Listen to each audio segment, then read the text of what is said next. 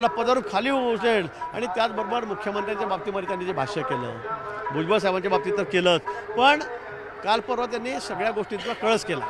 तर त्यांनी देवेंद्रजींच्या बाबतीमध्ये जी जातीवाचक शिवीगाळ केली, त्यांचं नाव घेऊन ज्या आईबहिणीचा उल्लेख केला, मला वाटतं त्यांना आता माफी नाही आहे. त्यांना माफी नाही. महाराष्ट्रातल्या कुठल्याच लोकांना आवडलेलं नाही. आमच्या मराठा बांधवांना सुद्धा ऐकलेलं नाही, म्हणजे पटलेलं नाही आहे, पचलेलं नाही आहे. आणि म्हणून मला असं वाटतं की त्यांनी आता आपल्या आवाक्यातच बोलावं. आम्ही खूप लाड केले त्यांचे, पण त्यांना असं वाटायला लागलं मी म्हणजे हा महाराष्ट्राचा राजाच झालेलो आहे. मी म्हणेल तीच पूर्व दिशा, याला देऊन टाका, त्याला देऊन टाका, हे निर्णय करून टाका, ते करा, नाही तर तुमचा सत्यानाश, तुला संपवून टाकतो. मोदी कसे येतात, मोदी म्हणजे एकरी भाषेत तो कसा आहे तो मी बघतो, तो अमित शहा कसा आहे तो बघतो, म्हणजे हे काही बोलणं आहे. मला वाटतं त्यांनी त्याला थोडंसं त्यांच्या डोक्यामध्ये हवा गेली लोक बघून, पण लोकांनी त्यांना आता खाली उतरायला सुरुवात केलेली आहे. त्यांना मराठा आरक्षण म्हणून त्यांनी आता राजकारणावर आलेले आहेत. म्हणजे शिवसेनेचे लोक कसे फुटले, भाजपने कशी शिवसेना फोडली, राष्ट्रवादी काँग्रेस. तुमचं काम आहे का? तुमचं काम मराठा आरक्षणाचं आहे. आम्हालाही वाटतं तुम्ही आधी प्रामाणिकपणे प्रयत्न करतात, पण तुम्ही आता सगळी स्क्रिप्ट राष्ट्रवादीची वाजवतात, शिवसेनेची वाजवतात, आणि म्हणून आता लोकांचा त्याच्यावर भरोसा राहिलेला नाही. आता माझ्या मते हा विषय संपलेला आहे. एक शेवटचा प्रश्न विचारतो, इथं मोदींची सभा होता, ही जागा महायुतीमध्ये तुम्ही मागणार का? कारण शिंदे गटामध्ये या जागेवरून फार ओढाताण आहे. नाही, मला असं वाटतं की हा विषय थोडं साईडला, हा विषय मला असं वाटतं की हा माझा नाहीच आहे. या संदर्भामध्ये बावनकुळे साहेब आमचे अध्यक्ष आहेत, देवेंद्रजी आमचे नेते आहेत, ते निर्णय करतील. माननीय मुख्यमंत्री आहेत, तिकडे अजितदादा आहेत. आम्ही सगळे तिन्ही पक्ष एकमताने एक दिलाने हा निर्णय करणार आहोत. आणि त्यानंतर कुठे काही तयार राहिलं असेल, कुठे काही वादविवाद असतील, तर सुप्रीम कोर्ट आमचं दिल्लीला आहे पक्षाचं, तर त्या कोर्टामध्ये हा सगळा चेंडू जाईल आणि त्या ठिकाणी निर्णय होईल.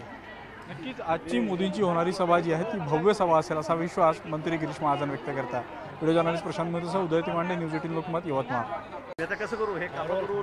मंत्री गिरीश महाजन आपल्यासोबत आहेत. आज ही यवतमाळमधली सभा भव्य होईल या दृष्टीने गेले 3 दिवस तुम्ही नियोजन करता, आता लोक यायला सुरुवात झालेली आहे. काय नियोजन आहे, कशा पद्धतीने लोक इथे आणणार? आपण हे बघतायत, मला असं वाटतं की महाराष्ट्रामध्ये पहिल्यांदा इतकं सुंदर नियोजन आणि एवढं मोठं भव्य दिव्य असं नियोजन या ठिकाणी करण्यात आलेलं आहे. 2 लाखाच्या वर शेअर या ठिकाणी टाकलेले आहेत. महिला त्याहीपेक्षा जास्त येणार आहेत, काही पुरुष येतील, पण महिलांसाठी हा कार्यक्रम अतिशय महत्त्वाचा आहे. बचत गट असेल, उमेद असेल, त्यातल्या सर्व महिला या ठिकाणी आपण बघतात, अगदी लाईन लागलेली आहे सगळ्या गाड्यांची आणि महिलांची, त्या या ठिकाणी येत आहेत. मला वाटतं एवढा मोठा कार्यक्रम महाराष्ट्रामध्ये महिलांचा यापूर्वी कधी झालेला नसेल, मला तर वाटतं देशामध्ये झालेला नसेल. एवढं सुंदर नियोजन या ठिकाणी कुठेही झालं नसेल. इतकं चांगलं नियोजन आम्ही या ठिकाणी केलेलं आहे. थोड्याच वेळात 3-3:30 वाजता मोदीजी या ठिकाणी येतील आणि महिलांना संबोधित करतील. नुसतं महिलांच्या संदर्भात नाही, तर इथला सर्वात महत्त्वाचा प्रश्न रेल्वेचा होता, इथे सिंचनाचा प्रश्न आहे. बळीराजा प्रकल्पाच्या माध्यमातून मी इरिगेशन मिनिस्टर होतो त्यावेळेला आपण 92 प्रकल्प 91 प्रकल्प बळीराजा योजनेत घेतले होते. त्यातले अर्धे प्रकल्प आता पूर्ण झालेले आहेत. त्यातले बहुतांशी विदर्भातले आहेत, यवतमाळ जिल्ह्यातले आहेत, ते आहेत. रस्त्यांचे प्रश्न आहेत. पंडित दीनदयाल उपाध्याय आहेत, त्यांचा सर्वात मोठा पुतळा हा आम्ही या ठिकाणी उभा केलेला आहे मदनभाऊ येरावार यांनी. त्याचं सुद्धा उद्घाटन त्या ठिकाणी होणार आहे. मला वाटतं अनेक कार्यक्रम, 10-12 कार्यक्रम असे एकत्र करून हा कार्यक्रम या ठिकाणी होऊ घातलेला आहे. पण मला वाटतं आजची सभा ही सगळी रेकॉर्ड तोड राहणार आहे. पण मोदींच्या विजयाची जी ट्रेन आहे ती जेव्हा यवतमाळमधून जातं त्यावेळेला त्याला विजय मिळत असतात, पंतप्रधान होत असतात. आता हॅट्रिक करायची आहे, तर ही जनता सोबत राहील तुमच्या विजय? निश्चित आपणही बघतात, हे कोणाला सांगायला कोणाची ज्योतिषाची गरज नाही की जनता कोणाच्या सोबत आहेत. आम्ही ठरवलेला आमचा संकल्प आहे की 400 पार, आणि आम्ही नाही तर मतदारांनी ठरवलेलं आहे, जनतेने ठरवलं आहे की यावेळेला 400 पार भाजपला जागा द्यायच्या आहेत. मोदींना पूर्ण बहुमत, एक हाती बहुमत मोदींना या ठिकाणी द्यायचं आहे. आणि पुन्हा या देशाला आम्हाला सुपर पॉवर करायचं आहे, विश्वगुरू करायचं आहे, हे सर्वांना माहीत आहे. आणि ते मोदींच्या नेतृत्वाशिवाय शक्य नाही. त्यामुळे दुसरे पक्ष आता सगळ्या काय ते सगळ्या तुमच्या युत्या आघाड्या सगळ्यांच्या कशा ते 3-13 वाजलेले आहेत, सगळे बाहेर पडलेले आहेत. कुठे इंडी फिंडी कुठे आघाडी होती ती सुद्धा सगळी मोडकळीच निघालेली आहे. आणि राज्यामध्ये आपण बघतात उद्धव ठाकरेच्या शिवसेनेची काय अवस्था झालेली आहे, शरद पवारांच्या राष्ट्रवादीची काय अवस्था झालेली आहे.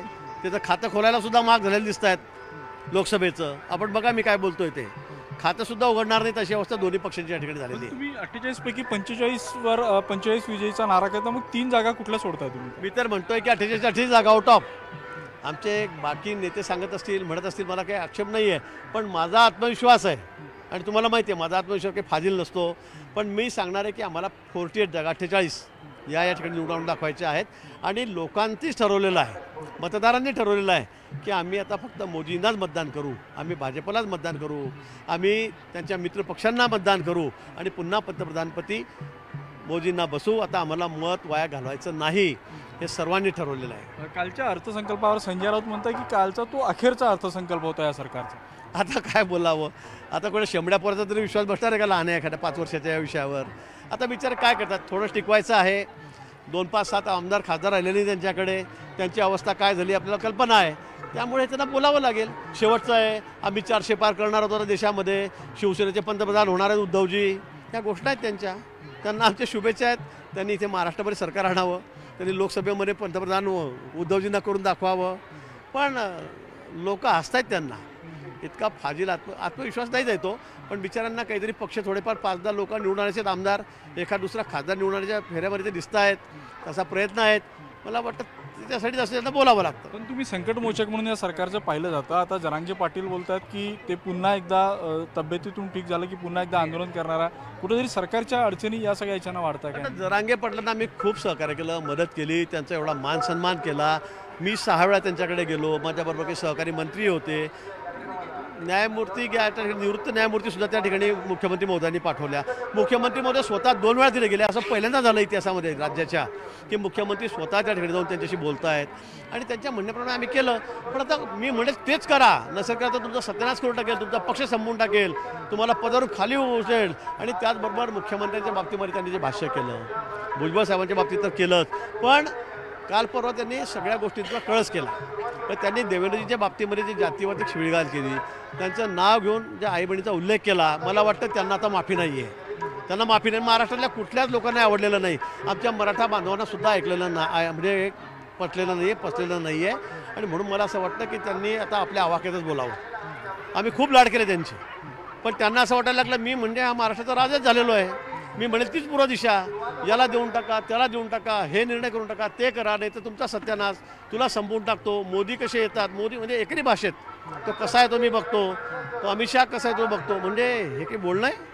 मला वाटतं त्यांनी त्याला थोडंसं त्यांच्या डोक्यामध्ये हवा गेली लोक बघून, पण लोकांनी त्यांना आता खाली उतरायला सुरुवात केलेली आहे. त्यांना मराठा आरक्षण म्हणून त्यांनी आता राजकारणावर आलेले आहेत. म्हणजे शिवसेनेचे लोक कसे फुटले, भाजपने कशी शिवसेना फोडली, राष्ट्रवादी काँग्रेस, तुमचं काम आहे का?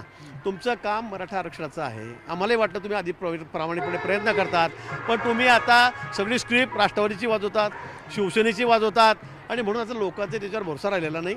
आता माझ्या मते हा विषय संपलेला आहे. एक शेवटचा प्रश्न विचारतो, इथं मोदींची सभा होता, ही जागा महायुतीमध्ये तुम्ही मागणार का? कारण शिंदे गटामध्ये या जागेवरून फार